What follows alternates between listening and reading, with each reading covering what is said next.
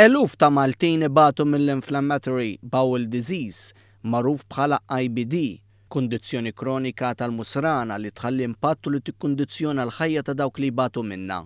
Il-konsulent mediku Mario Vassallo spjega li din il-kundizzjoni hija waħda kronika. Irreferi għall-infjammazzjoni kronika tal-musrana, illi l-problema tagħha hija illi qatt ma tfiq kompletament f'sens ġifieri illi titlaq mingħajr ma terġa' tiġi, dejjem il-possibilità li terġa' tfetx. Sintomi komuni tal-IBD huma uġigħ kbir fil-musrana, ippurgar bid-demm kif ukoll tnaqqis fl-aptit.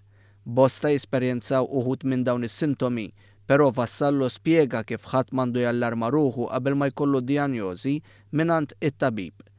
Joe Farrugia, rappreżentant tal-Għaqda Maltija għal Crohn's u colitis, spjega kif meta 35 sena ilu kien irċieva d-dijanjosi ta' IBD ma kienx xi ħaġa faċli iżda bil-kura li ngħata u bdieta apposta huwa seta' jgħix ħajja normali.